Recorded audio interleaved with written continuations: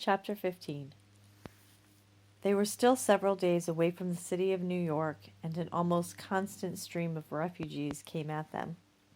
Some had obviously been soldiers, or fighting men of one kind or another. There were many with wounds, wrapped in crude bandages. Abner stopped the wagon and furnished bandages for those who didn't have them. He also had a supply of Londolam, a painkiller that was half opium and half alcohol, and he gave some of the more gravely wounded a small bottle. "Take it sparingly," he said in a deep voice. "Best at night before sleeping." To everyone he said, "Stay off the roads. Redcoats are about." Cart after cart passed them, being pulled by mules or oxen. A goodly number of the people were soldiers, but the vast majority were civilians, often whole families. "Where do you suppose they're all going?" Samuel thought of the devastation on the trail to his rear. It certainly didn't seem like a safe place. Hessians, soldiers, savages. Down to Philadelphia? Abner nodded. At times, travelers were so thick Abner had trouble moving the wagon through. "Are they running from the redcoats?" This from Annie, who teared up when she saw a little girl trudging along and holding a doll by one arm. "That and more," Abner said. "Not just the soldiers, like I said. Some of them aren't that bad. I mean, a while ago we were all loyal Englishmen. It's more what redcoats signify. The English crown has become a way of life these people no longer want. Part is they're scared, don't know what will happen. But along with that, these people are sick of being told what to do by a crazy king who lives 3,000 miles away and doesn't care about them one way or the other." "What do you mean, crazy?" Samuel asked. "King George," Abner said. "They say he's tetched crazy as a bag of hazelnuts. They've got people to catch him when he runs wild, put his clothes on when he tears them off, watch him when he sleeps so he doesn't kill himself. He's no man to run a kingdom." Did he start the war? It seemed a logical question. The war was so crazy. Maybe a crazy man started it. Probably not. It began on this side of the ocean in Boston, not over there. People were sick of being treated like livestock. The dogs had been going ahead now and then to greet some people, their tails wagging, holding back with others. But now they dropped well back, and Abner stopped the wagon. British coming. If he hadn't seen the dogs, he would have known anyway. All the men who looked like patriot soldiers evaporated off the trail into the brush. The soldiers came marching in a file, not Hessians, but regular British soldiers. There must have been 200 or 300 of them, as near as Samuel could estimate, marching in loose route step, followed by supply wagons. They did nothing threatening. They didn't stop at all, except to work around wagons that couldn't get out of the way soon enough. Abner watched them go by in silence, nodding at some of them, and when they were gone, he started up the mules. It was late in the day, and he said, "Why don't we stop for a good meal tonight?" They had been eating corn and the venison, which was about gone. Samuel had been thinking he should take his rifle and head into the woods for another deer tomorrow. "What do you mean?" "I mean have somebody cook us a meal. Say the people on that farm over there." He pointed to a farm set well back off the road, with neat white fences and a white painted house. "Right there." Samuel and Annie said nothing. The house reminded Samuel of Annie's home before the Hessians, and he wondered if she felt the same. As they had gotten closer to the city, there had been more and more cleared farms. Some were nice, even beautiful. Some had been attacked and burned, probably by the Hessians, but many had not. It made no sense, nor did it follow any logic, like so much of what had happened. Abner pulled the wagon into the long drive and then the yard. There was a wooden watering trough by a hand pump, and the mules went to it and started drinking. Abner, Samuel, and Annie climbed down from the wagon. "Let them drink," Abner said. "Mules won't blow themselves by over-drinking the way horses do." There was a barn, painted red, as Caleb's had been. Samuel sneaked a look at Annie, but she seemed to take it in stride. A man came from the barn.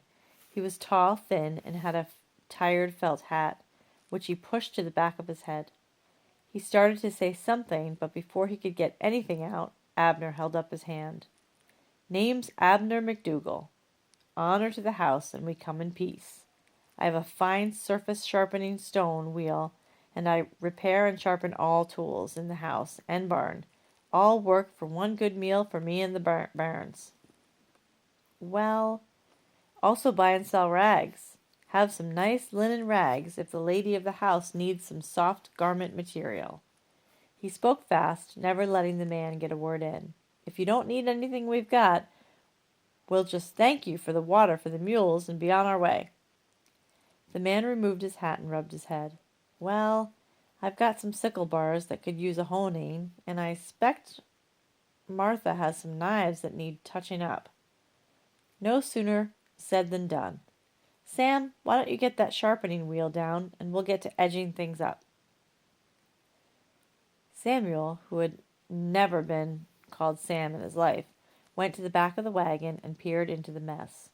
He hadn't really looked at it before, but now, as he pulled some things aside, he found a sharpening wheel, a wooden frame with a treadle, and a small tin cup to drip water on the stone. When he pulled it out of the way, he found a wire-covered crate pushed under some things. It had some kind of birds in it, and on closer examination he saw they were pigeons. Live pigeons. How strange. He hadn't even known they were there. Why were they hidden? He took the wheel down and put it by the trough, filled the tin cup, and hung it by the wire over the wheel so water could drip from a small hole in the can onto the stone. He made sure the treadle worked and the wheel spun. The man came from the barn with 3 hand sickles that had the long curved blade used for harvesting wheat or other grains. Abner took one, stood by the wheel, and gestured to Samuel to start pumping with his leg to get the stone spinning. Abner held the first blade against the stone as it turned, making a scraping, hissing sound, and the steel edge ground down to razor sharpness. Samuel was amazed at how easily the stone spun. This shouldn't take long. How peaceful it all seemed. He kept pumping until the sickle was done. Then another, and Samuel switched pumping legs a little tired. And another. He switched legs again, legs a little more tired. Then 3 axes, 2 picks, a tomahawk, a set of rail-splitting wedges, 6 of them, 4 slaughtering and sticking knives, and 4 butcher knives that Martha, a short, thin woman who was all smiles, brought from the house. Then an ice chisel, 2 serrated hay knives, 2 planking adzles, 1 shingle froe, and at last an old cavalry saber that the farmer, named Micah, used for chopping corn. Samuel staggered over to the trough to wash. Abner put his whole head under water and then shook like a dog. He pulled his hair back and combed his beard down, and Samuel saw Micah smile at him. He saw something else there. A look of what? Recognition? As if they already knew each other? The meal was good, very good, though not up to what they had eaten at Caleb's. Venison stew, piles of new potatoes, fresh bread with new butter, apple pie made with maple sugar, and fresh buttermilk cool from the spring house on the side of the barn, in quantities to fill even Samuel. He was shy about asking for seconds, but Martha kept piling it on, and he ate it gracefully. Sit-down meals were always rare in his life, even before the war. He winced at the thought. Before the war.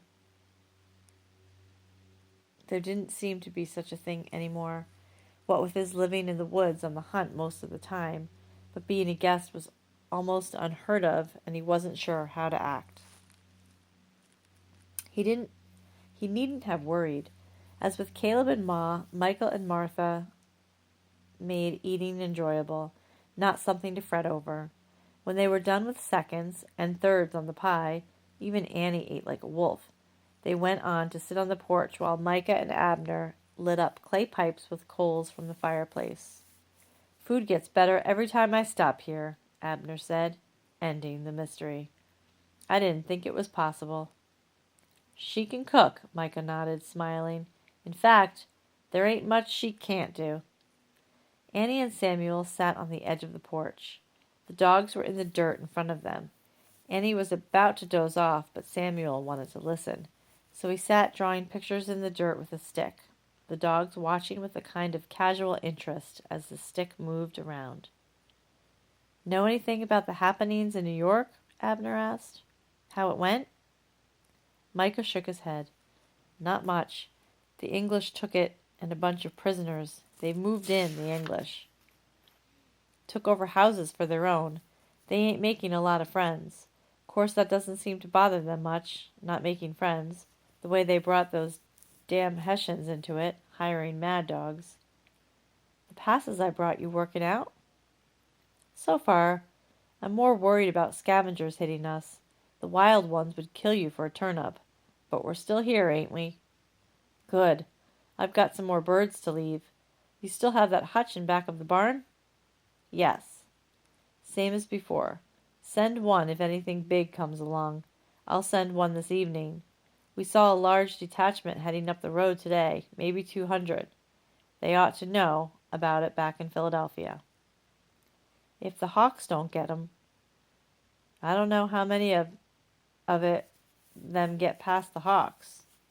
Well, there's always that, always some risk, but it's better than nothing.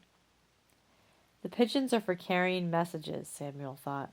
He glanced at Abner out of the corner of his eye. There was so much more to him than he'd thought at first. The men sat smoking in silence for a moment. Then Abner said, You said they took some prisoners. Sam's parents weren't military, but they took them prisoners anyway. They're doing that, Micah nodded. No sense to it. Just see a man working in a field and take him prisoner. Stupid.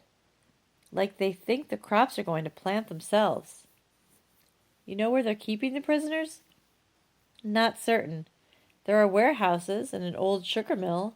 You remember that 3-story thing they built to mill sugar? Abner nodded. Along the waterfront. Yes, I think they might use that, along with the warehouses. There are thousands of prisoners. I don't know how they'll feed them. Plus, I suppose plenty of them were wounded. It can't be good for them. Well, Abner said, knocking his pipe out on the side of the porch. This, Samuel saw, made the dogs stand up and get ready. He was amazed by them. They saw everything. We'll see what we can see, Abner said. It was starting to get dark. You mind if we sleep here tonight? We'll be out of here early. Why would I mind? There's new hay in the loft. Make a good bed, long as you don't smoke. And with the mules unharnessed, fed hay, and put out in a pen for the night, Abner took time to put 2 pigeons in the hutch in back of the barn. He wrote something on a tiny piece of thin paper, tied it to a 3rd pigeon's leg, and let him go. He and Samuel and Annie watched the bird fly away to the south. He'll roost somewhere tonight if he doesn't get there before dark. It's probably only 40 miles in a straight flight. An hour the way they move, so he should make it. Imagine moving through the air at 40 miles an hour. Just imagine. Later, lying on the new hay with the clover smell thick around them, Samuel could hear Annie breathing regularly in sleep. He teetered on the edge of it, but before it came, he said to Abner, who was lying just above him on the stacked hay bales, You and Micah aren't what you seem to be, are you? We are, Abner chuckled. Exactly what we seem to be, and maybe just a little bit more.